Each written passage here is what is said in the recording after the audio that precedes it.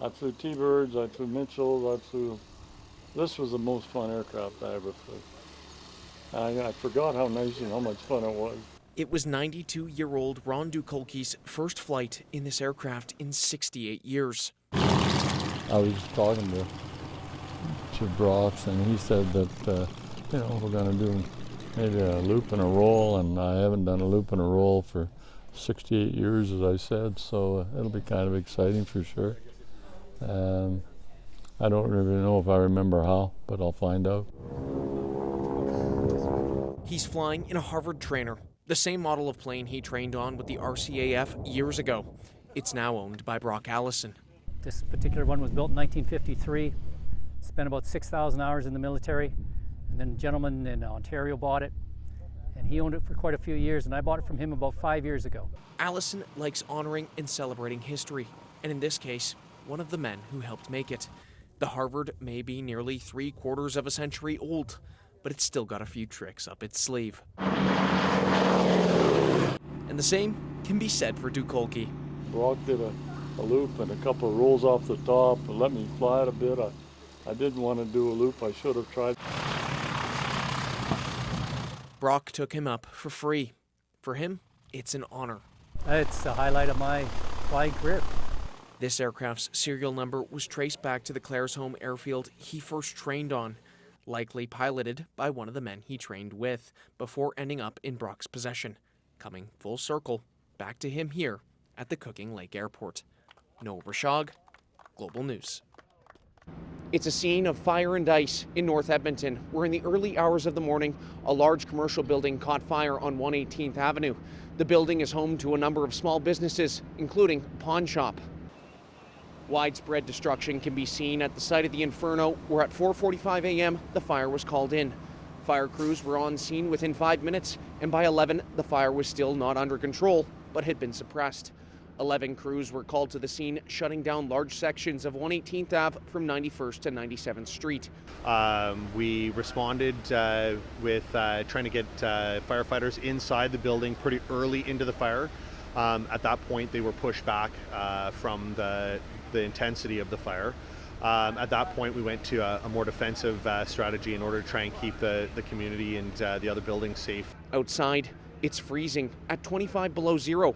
Fire crews are battling both the heat and the cold. It's really, really difficult. It's incredibly hard, not only on the equipment, but then also on the firefighters that are here.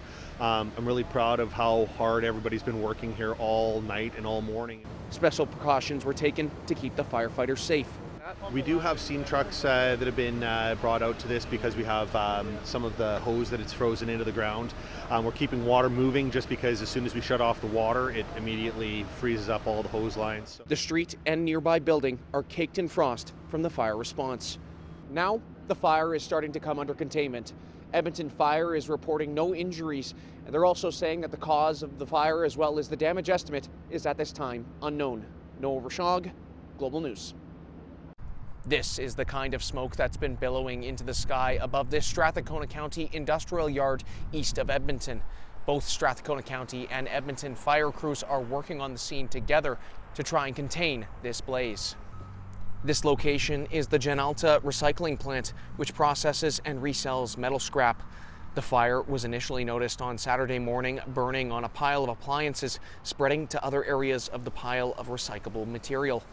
So we have no expectations we're going to get a handle on it completely today. Just dealing with the wind, it's going to take some time. So this will be multiple operational periods for us. Strathcona County Fire reports no injuries. Police shut down stretches of 34th Street and warned residents to stay away from the fire due to the, quote, inherent toxic nature of the smoke. For some East Edmonton residents, the wind is carrying smoke into their community. We took our children out of the area and dropped them off at our aunt's place so that they weren't actually in the path of the smog. Others in the area gathered to watch. And I thought initially it was the refineries or something going on over there, but as I got closer, I realized it was a bit further over, and it's not a good scene. Being so close to the industrial, it could be a serious matter because we have the steel plant next to it. Across the street, there's Procore Industries where they work on chemical trains. Mayor Rod Frank sent a statement from Strathcona County Fire saying that there is no public danger at this time and that the fire has been contained to the site. Noah Rishaug, Global News. Since the advent of instant communication and email, traditional mail has taken the back seat. It's slower, but in the case of Warren Wusheni's latest letter, the process took 26 years. The letter was from his cousin Shannon Shade, who at the time was living in Nanaimo. She wrote, "Hello everyone, thanks for the birthday card, hope to see you soon," and from Shannon, right? From Carlton Cards, so I don't even think they're around anymore. Shannon is now in Calgary and remembers the exchange. I get slack for not sending cards to family a lot, and clearly I do send them, and they just need to be a lot more patient, apparently. When the letter first arrived, Warren thought it was a scam. But after confirming it with Shannon, it's now more of a piece of the family history. It reminds Warren of a different era.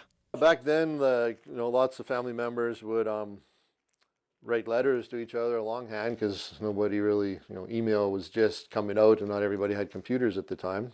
If an actual snail was delivering the message from Nanaimo to Edmonton, it would have just taken over 3 years, around an eighth of the time that it actually took.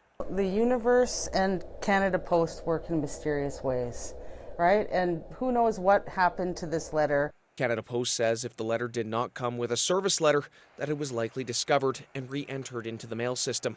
They said in a statement to Global News, "Our operations teams have seen occasions where customers find mail tucked away or lost in a house they've moved into, so the customer will put it back into the mail stream." Warren intends to deliver the message back to Shannon in a Christmas card. Maybe 25 years from now, she'll get it back, right? Noah Rishaug, Global News. At around 4:10 p.m., Laura Penner was saying goodbye to her friend, seeing her off as she started towards home. At 4:15, a flash and a boom. Laura says she witnessed her friend become enveloped in light, then collapse to the ground. I got my partners to go over there, help out with CPR, while I called EMS. And then a couple minutes later, the bus pulls up with a whole bunch of people helping out, while EMS also arrived. Her friend, who we're not naming because she remains sedated and her friend hasn't talked to her yet, went to cardiac arrest after being struck. Bystanders offloading from a nearby bus attempted to help her until medical personnel arrived, all within 5 minutes of the strike. What I first saw was somebody passed out on the ground, and given the circumstances of the area, I said, "Is Narcan needed?" "No, she doesn't do drugs. She got struck by lightning." And I was about to get down and help with CPR, and then the medic showed up, so I walked away. Laura says that her experience with past medical emergencies helped her keep calm and composed to deal with the situation. I've seen overdoses and stuff before, but never anything with a close friend. So having, something like any incident like this, you just got to take action. Environment Canada says that they recorded 1,229 lightning strikes on Thursday, making it the third most lightning-heavy day of the year. The rule of thumb when you're dealing with lightning, with thunderstorms, is that if you can hear thunder, that means that you are within striking distance of lightning. So that is where that saying of when thunder roars, go indoors. As of Friday afternoon, Laura's friend is still in the hospital. However, doctors say that she's expected to make a full recovery. Noah Rishaug, Global News. An ash gray and the horizon obscured by haze as smoke from up north drifts down across the prairies, bringing with it hazardous air, prompting an air quality warning across north central Alberta. Suggesting for the general population to consider reducing or rescheduling activities outdoors. But if you are in the high-risk category, which includes children and the elderly, it's probably best to avoid any strenuous activities outdoors. The late summer warm weather drew people out regardless, but the smog in the air put a damper on many people's day. Had to cancel yesterday because of the fire that occurred here, and so today was the best day we thought we could get out. But man, it's bothersome, forcing us to go back home, I think. There's a breeze here today, and I suppose you just get used to it. Oh yeah. All of this smoke is drifting south from the Northwest Territories, where the last week of hot conditions has exacerbated many of the fires up there. Just over this weekend, the hamlet of Fort Providence being put on evacuation order as their citizens are being told to leave to Hay River. Environment Canada says that heat was a major factor in the fire's expansion. The community centre at Hay River has been turned into an evacuation zone for residents of Fort Providence. we've set up the department, or the town has set up a pretty good system here at the rec center for hosting evacuees. The community stood up. A lot of the employees, the government of Northwest Territories, the town of Hay River, the United Way of. McKay says that there are no structures lost as wildfire crews continue their battle. The fires are being held by our ECC, Environment and Climate Change Department, wildfire fighters. Environment Canada says both the heat and the smoky conditions in Edmonton will continue through the week as the Northwest Territories continues to battle their wildfires. Noah Rishaug, Global News. The labor dispute at WestJet has led to turbulence for travelers heading into this Canada Day long weekend. The airline canceled 25 flights set for Thursday and Friday, impacting 3,300 travelers. But on Thursday afternoon, the federal government forced both parties back to the table, putting job action on hold. But that came too late for Shad Lehman, who had to leave his work trip in Minneapolis early to get back to Saskatoon. They had rebooked me on a flight 2 days later to come home because of some reason or another. And I managed to get a hold of them last night, and they were able to rebook me to come home a day early, which kind of changed my travel plans to my work plans, but better being home early than late.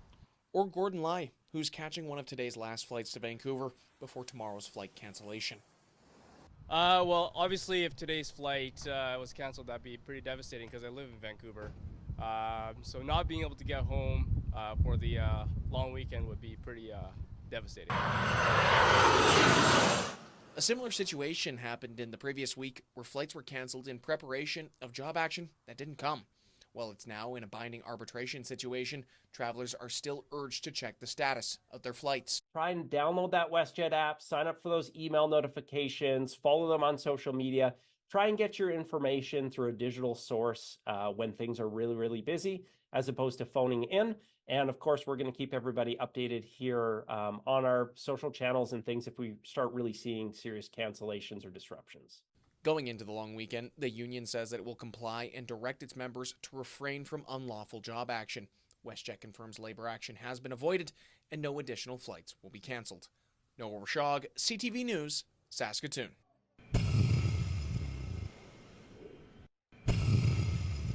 In Dundurn, Saskatchewan, Canada Day took an extraordinary turn as event planners aimed to surpass the world record for the largest gathering of individuals wearing inflatable dinosaur costumes.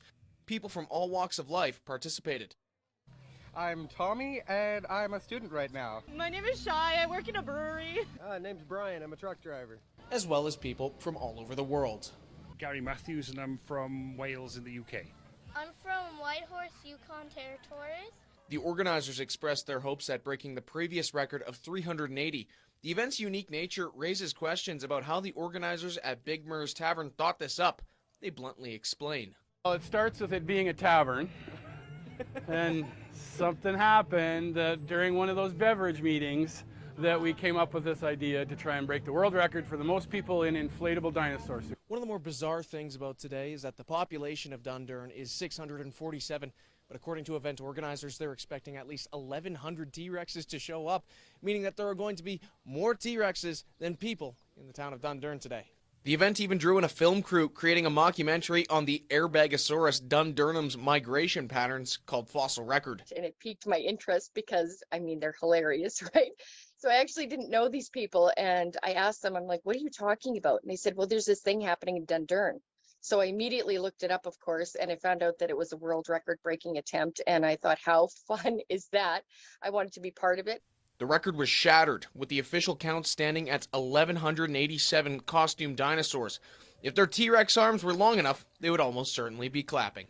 Noah Rishaug, CTV News, Saskatoon.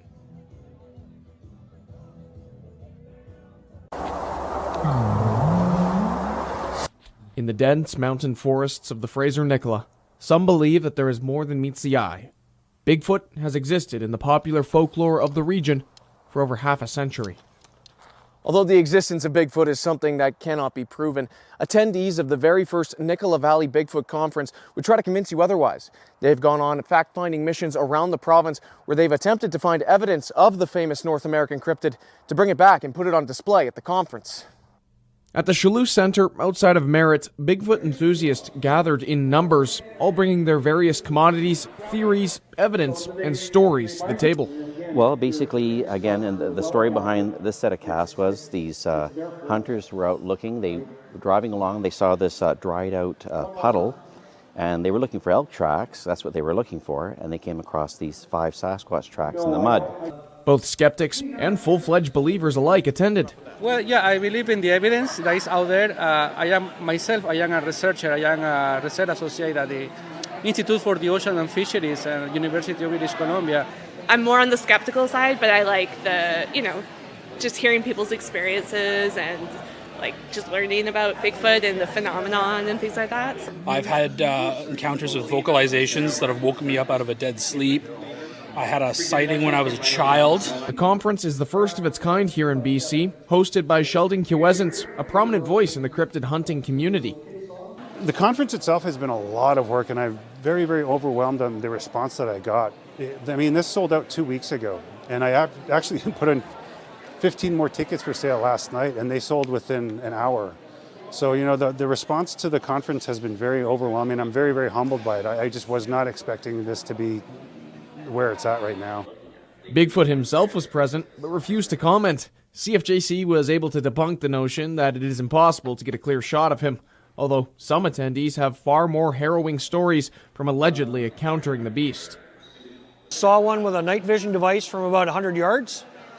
Same expedition, we saw one at night without a night vision device. It was crossing up on a ridge line off of a logged off area. And then in 2007, when we were prepping for the expedition in 2007, myself and Cindy Dozen saw one from about, 200 yards. The event sold out quickly and was regarded as a huge success. Organizers hope to make this an annual occurrence. Noah Rishaug, CFJC News.